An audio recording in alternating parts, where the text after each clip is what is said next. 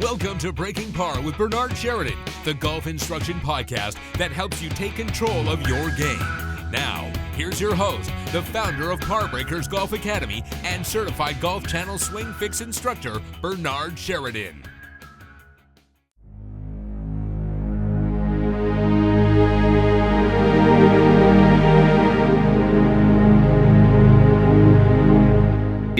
Was set in when? Oh my gosh, like the 1950s. So it's the game doesn't change a whole lot, but the insight in the way that we look at it begins to change.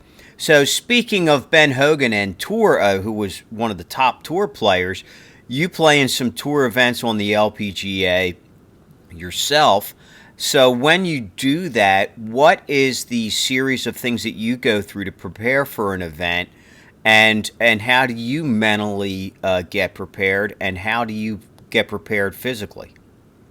Absolutely. I think with the type of tournaments that I play, and I have the luxury of playing, about 7 or 8 big events a year. So it's a nice gap for me to where I can take some time to practice, get geared up for a tournament, then start to take a little bit of a break, and then have that whole cycle start all over again. But there's a few tournaments that are truly, truly important to me, and those are some of the events that I've played on the LPGA Tour. So having the ability to play in a major event, there's definitely a different mindset that I get ready for there. And I break it down and quantify it. So at about a 6-month mark, I really start to think about what are my goals that I want to accomplish when I compete. Is it a score? Is it how I mentally compose myself while I'm competing? Is it just making the cut?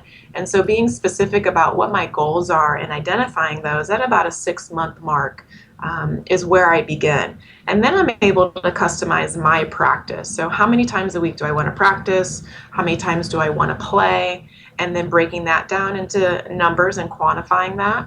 And then when I'm actually doing the practice, when I'm going through the motions of practice, I become, in the early stages, in about the first 2 or 3 months, mechanics, working on the mechanics. And then the second 3 months is working on scoring and getting the ball close to the target. So if I'm doing some range work, I might do a lot of target practice. So a great one that I like doing is just, I've got 13 full swing clubs in the bag, not including the putter. And so I want to hit 13 balls to my target and be able to walk away from that shot saying, I nailed it, I hit my target. And I'll do that over and over until I've satisfied with all 13 of those shots. And I'll mix it up from the driver down to the pitching wedge, back to a hybrid, then to a 9-iron. And that practice gets you really dialed into what it's like to be in a tournament and need to hit the shot. Going through all of the pre-shot routine, checking in with my emotions, and really putting as much energy and effort into that practice shot on the range as I would be in an LPGA event. And so that's sort of how I break it down. And then about a week or two before, I check in with myself and make sure that I feel comfortable with the mechanics. And I do a lot of playing. So I'll just play, 9 holes here and there, maybe fine tune some of the short game and feel comfortable. And once I get to the tournament site and go through a practice round, that week I focus mainly just on what I'm feeling and how my head is. So am I feeling confident? Are there any areas of the golf course that I might feel uneasy about, to where I could do some visualization techniques to feel a little bit more comfortable with it, so that when the first day comes up and I'm ready to pull the trigger, I've got kind of all my ducks in a row and I'm ready to play the game. So the average time that you take during the week to work on that, how would the average player translate that into practice time for them? So in other words, the question is, with the players that you're working with, or with what you would recommend to the average player, what is a good amount of time to put in as practice every week that they're going to really start to see results? Is there a minimum or a maximum time that you feel that they need to do that? That's really hard to quantify, I think, in my eyes, because each individual is so unique that it's going to be different. But I definitely believe that the quality is way more important than the quantity. So if the average golfer has allotted 3 hours a week of practice, then making sure that those 3 hours are very focused on what you're doing, aware of what the goals are, and then accomplishing the goals, then 3 hours might be sufficient. For a golfer that maybe has a lot of distractions and isn't able to focus on and get the work done that they need to do, 3 hours may not be enough. So there's definitely a quality component that is really important. I would say for any golfer that is getting ready for a big tournament, smaller chunks of time with higher quality focus will probably yield better results than large chunks of time with very inaccurate focus. So if you've got 30 minutes, make it the most useful that you can make it. Don't think that you have to take 3 hours of time to go work on your game every single day, because where's the really, is it mindless or is it mindful? And to have a more mindful practice in smaller chunks would be more sufficient to accomplish what they're looking to do. I know that for my players, I have them try to play as much as possible, more to practice than just work on specific things, unless they're having a specific problem with all of a sudden they are pushing the ball or they're pulling it a lot. Then I might say, well, all right, let's go back to a drill. Let's work on this so that you can get your body quantized and working as a unit. Once you get that, then let's get back out there and play. So you put yourself in the situation where you got to hit the target. You only have one chance to do it. Whereas when you're on the practice range, there's always another ball waiting.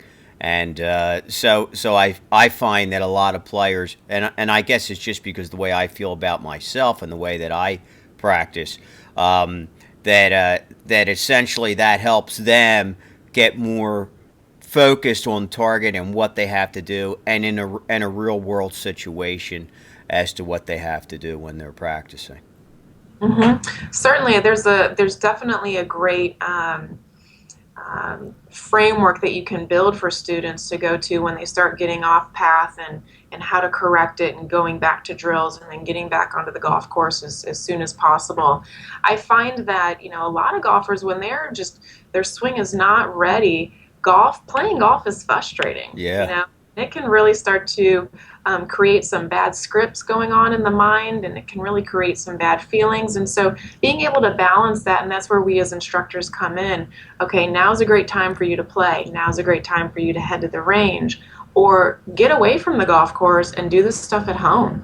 Do it in your bathroom where there's a mirror and that you can get feedback so that your body knows what the motor pattern should be like and feel like before you even start hitting a golf ball. So there's so many different ways to go about it.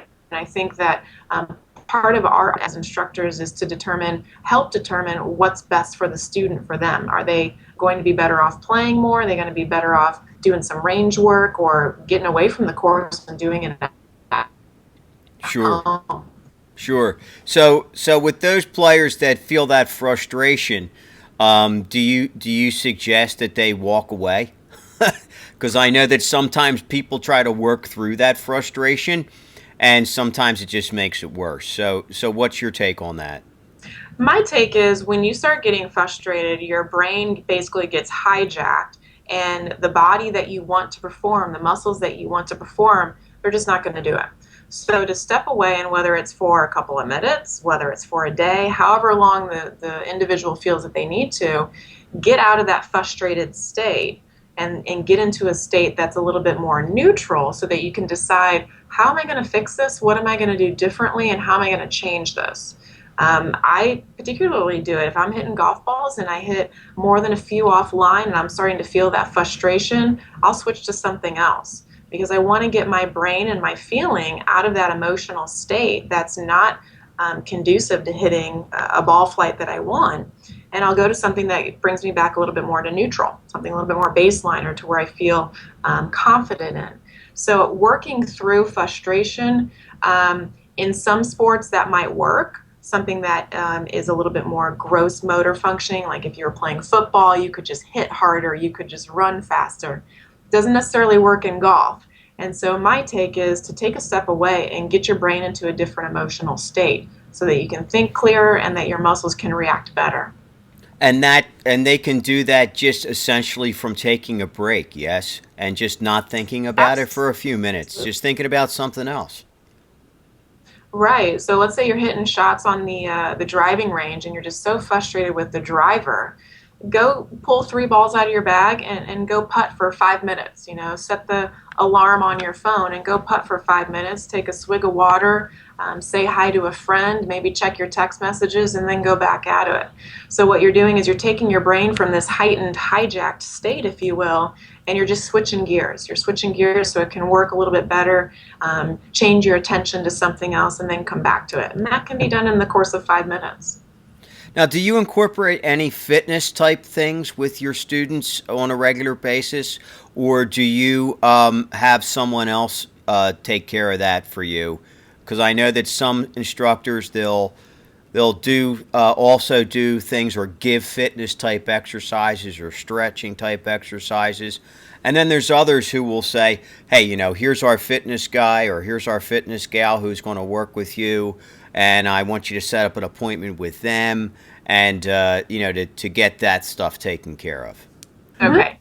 So I am TPI certified, and so I do have a little bit of knowledge from that certification on being able to assess students' bodies and finding their limitations. But I want to be very careful about staying within my scope of competence. So anything about workout routines or anything specific, I'll refer out to a physical fitness professional. But what I do within my scope of competence and practice is being able to assess their body and being able to show them how the limitations are affected in the golf swing. So, areas in their body that might be tight in the upper body, how that might show up in a flaw in a golf swing.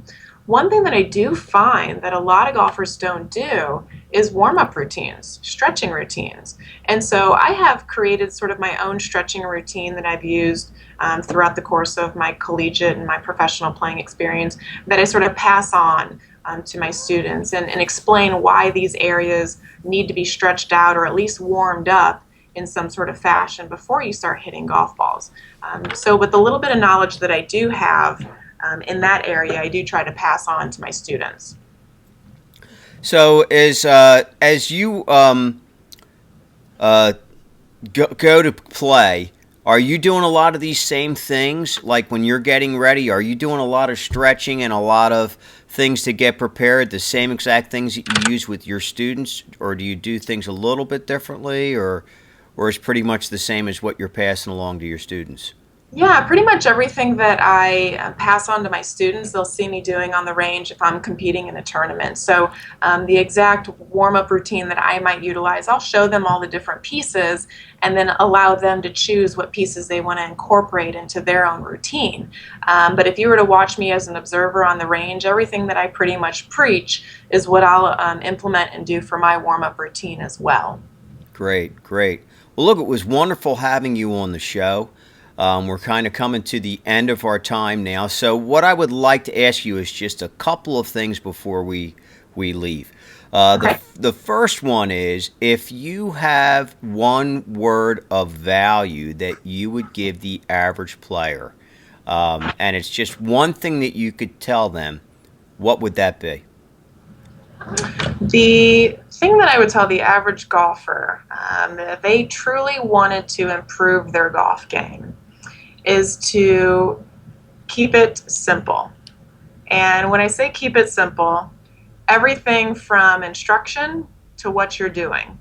Really get down to the nuts and bolts and everything and just keep it simple. I think we get very tech focused, we get number focused, equipment focused. What can I buy to make me better? And really, if you just focus on yourself as a person, keep it simple. Keep your mind simple. Keep your approach simple. There'll be a lot more success that is in front of everybody versus getting too complicated and analytical. That's very good advice. So if anyone wants to get in touch with you out there and what we call Par Nation, that's our listeners, how can they do that? What's the best way for them to get in touch with you if they're in your area and would like to take a lesson? And how can they reach you on any type of social media format? The best way to reach out to me is through my website, www.AlisonCurrtGolf.com. And from that website, there's opportunities to see what lesson programs I offer, how to reach out at me at Wood Ranch Golf Club, phone number, email, all of that stuff, as well as taking online lessons. So if someone wants to, doesn't have the opportunity to come out to Los Angeles, California, and wants to take an online lesson, can do so via my website through Athlete Nation.